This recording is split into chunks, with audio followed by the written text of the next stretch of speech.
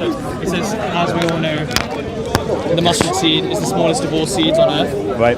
So it's comparing the mustard seed to a set criteria, which is seeds. But what is the intent of what he's saying? Is it to make a claim about the mustard seed? Sure. Or is he doing it as a way of making an allegory about faith?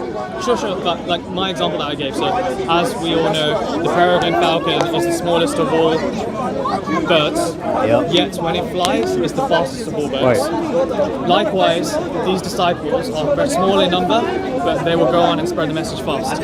So in that version, I believe, in my personal view, I'm factually incorrect in the first part of that statement. And I believe anyone in the park or anyone anywhere can correct me on that. But there are plenty of idioms that aren't factually true, but people accept them in the language for conveying truth. So, for example, I once heard from the horse's mouth that. Now, I didn't really go up to a horse and hear from the horse's mouth. Yeah. But that's like something you're expressing, right? Right, yeah. But it's still a claim. Jesus in the New Testament Yeah. is saying, as we all know. So he's making like a more of an objective statement. Do you have like a problem with the idea of all? Do you think he's? Well, is there because you keep adding that bit, and I don't see how it adds to it. It's there. No, I believe it's there, but Yeah. really, the thing is, the mustard seed is the smallest of all seeds in the world. That's a problem, right? Not the first bit. The reason I'm bringing in all. Yeah, God bless you, man. Is because I feel like when it says, as we all know, Yeah. the mustard seed. So it's saying, as we all know, I feel makes it a factual statement, because he's saying in every possible conceivable way of understanding this statement, it's going to be true. Well, we can give examples of that in English, but that's not true. Like I can say everyone knows that John is the best person, but that doesn't mean I literally think everyone knows. I'm just using it as a way as overemphasizing or pointing to the people around me, and I think that's fine. Yeah, no, I understand. But don't get me wrong. I think it's possible. Well, Is there any way of understanding, like, as we all know, John is the smallest person out of all the people in the world? That's more of a comparison for me. Of course it is. It's poetic language. I could be saying, you know how small John is. That's basically what I'm saying. It's common to do this. Like, it's common in this language. I understand. As we all know, John is a small person. Yeah. Like, And I could even say he's the smallest of all people. John is the smallest person, or Smallest of all people. You can do that as an expression to exaggerate your claim, to illustrate just how small that person is. Just how Jesus was doing it to illustrate just how small the mustard seed is. Okay, just which is imagine an fair. annoying version of me back then, right? In the first century AD, Right. and I'm like, and he's of Jesus preaching. Yeah, and you're like, wait, you and mean? I'm like, yeah, wait. So Right. what do you think about that scenario and how that plays out? I don't think there would have been anyone there who was thinking he's making a claim of like science. I don't think that's. I reject concordanism. I'm not a concordist. I don't think that you can find science in the Bible and the first 10 words of the Bible are actually God's way of illustrating scientific proof of the Big Bang. Like I wouldn't say that. Yeah, absolutely. Right, and yeah.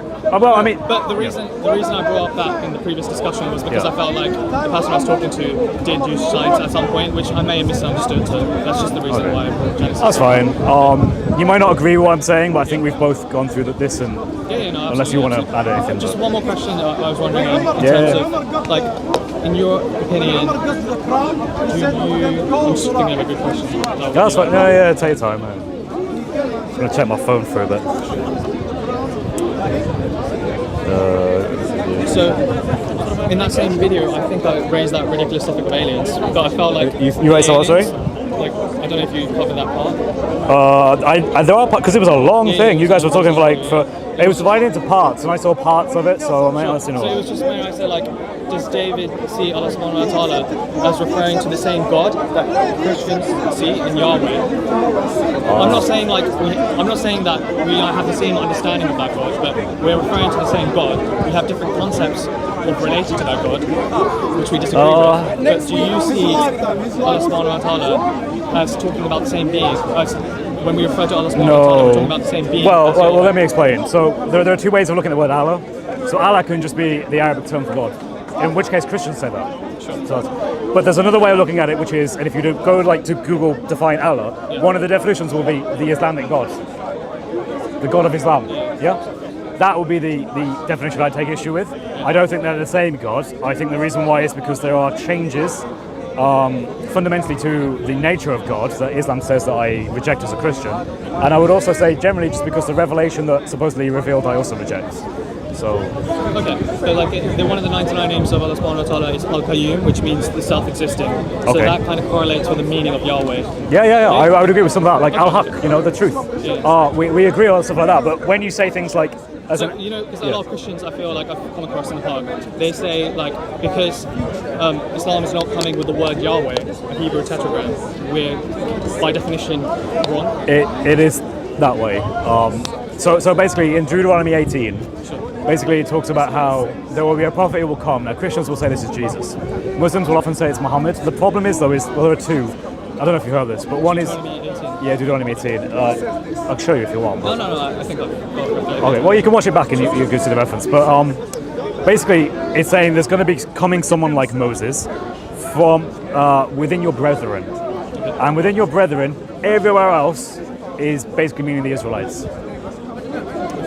And that, of course, obviously is a problem if you say it's Muhammad, because Muhammad came from Ishmael, not Isaac. And the other one is that, and he will come in the name of the Yod-Heh-Vav-Heh, Yahweh. Okay. Which, of course, again is problematic if Allah never says that. But here's the thing, you could actually make a claim he kind of did.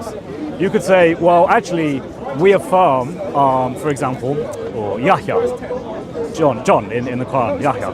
Well, Yahya, the actual term, derives from something that has an ending which means the God of Yahweh. So within the name itself, they're taking something that does mean the God of Yahweh. Now, my understanding from Islam is that Muslims wouldn't say that Allah's name is Yahweh or Jehovah. Or, But like that name to the Jewish people means something. It's not just a name, right? It's like it means the self-existing, the eternal one. So yeah, but it is him. Al-Qayyum Yeah. also means the same thing to Arabs. So like it's coming in the same kind of way. So, I mean, Well, could you call Allah Yahweh? but like that's what I'm saying. Like that's why I went to the alien topic. So that makes sense because then if God is revealing Himself to aliens, Yeah. is He going to be using a Hebrew tetragram, or is He going to use a language that the aliens can understand?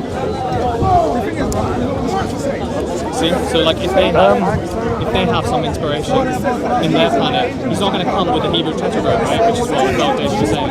He's going to come with a language that they understand. And the same kind of, I don't see anything wrong with that in the Christian worldview.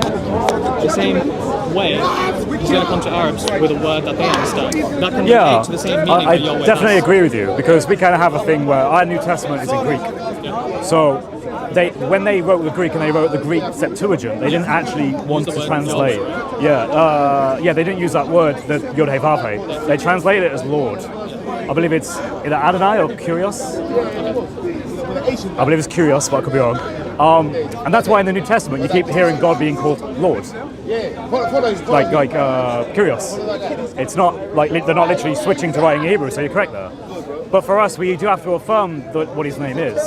We do have to say. So when Jesus, when He was speaking, He would have spoken Aramaic predominantly, and He would have said he would have said the name, like He would have affirmed that was the name. If someone asked Him what is the name, then He would have said the That name. could have been for the cultural context of the time, right? Like He's saying Yahweh because that was a word that was a name that was known to the people of His area. Whereas like if you go to Saudi Arabia, like President Saudi Sure, Arabia, but I mean, like I'm an Englishman, right? So, but all this is foreign to me, and yet I know the name.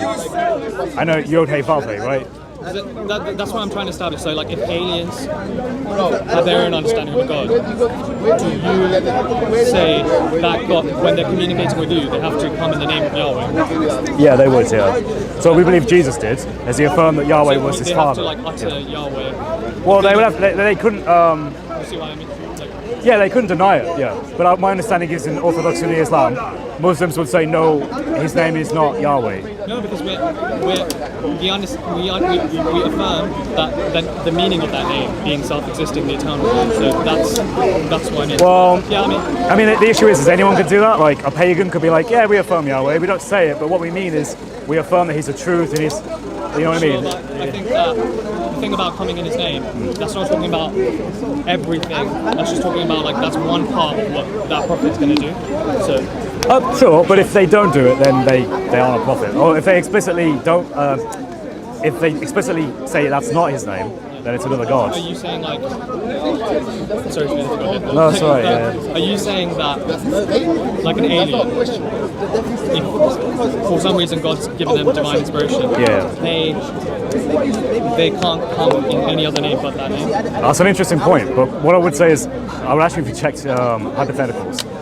Because the issue with hypotheticals is, I can come up with hypotheticals to you about Islam, and you'd be like, wait, that's kind of not. It's not like a hypothetical that's attacking Christianity. This is well, like it's about aliens. Like, that really, could apply to Islam and Christianity. Yeah, it can. But I think using aliens is an odd one. Use like a foreign culture or something. Okay, sure. I mean, that to me seems more realistic and grounded. So the new world was cut off from the old world for ages, right? Say if God, I mean, it's going to be hypothetical. Like say if God revealed himself in the new world before they had contact with the old world. Yeah.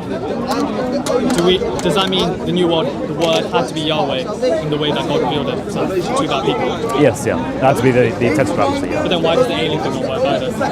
Well, because we don't know aliens exist. But my point is, when you invoke aliens, it's a bit like, maybe you're right, maybe the analogy is fair because, I guess it is. It's just that when you talk about things like aliens, you get, you know what I mean? I know it sounds big, but like that's the reason because I want to draw it to its full conclusion. So. Like I remember I had a debate with someone about abortion, just real quick, and they were saying like, well, you say it's wrong to kill human beings, but what if dogs in the future could transform into human beings? And I was like, what? Sometimes the hypotheticals can be not conductive. But I agree that maybe aliens was conductive. I think maybe that's fine. Thanks so much.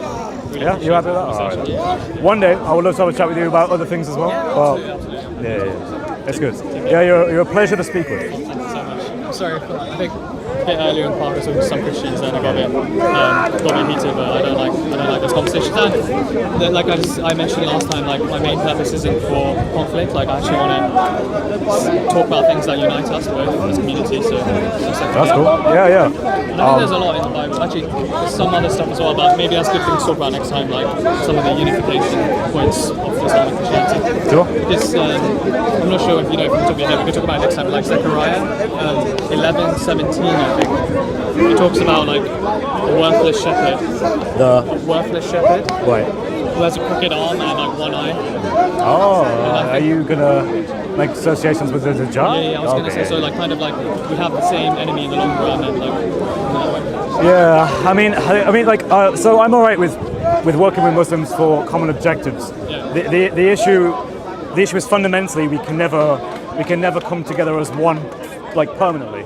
And it's the same with the rabbinic Jews. Like I can't ever, because our theology doesn't allow us to. You know what I mean? Like you're going to talk about Muhammad, and I'm going to talk about way. You know, but that's what it's always going to come down to. But you know, there's always room for interfaith dialogue and compassion, and also agreement in areas. I mean, we probably have the same view on LGBT stuff, for example. Probably. It's something I'm trying to avoid to talk about here. Oh, fair enough, yeah. Especially during Pride Month. It's Pride Month now, yeah. Anyway, God bless you, man. Take care. Take care, man. Sorry, I won't say his name. I feel really bad now. Wow, I just had, not with these ridiculous glasses, but I just had a really good conversation with a Muslim man who was very calm, very relaxed, really good character, held himself really well, quite clearly an intellectual. We were discussing things about Christianity, about what it means to talk about the mustard seed that Jesus uses in a parable, whether that could be something that can be understood in a literal sense, in a scientific sense. What does it mean to say that that's factual? We went through that, and I think we came to what I would say is a good conclusion. We hopefully will have further dialogue in future, but God bless. Anyone who's watching this, if you're a Muslim or if you're a non-Christian, then look into Jesus, come to Jesus Christ. It's the way, the truth, and the life. God bless you all. Take care.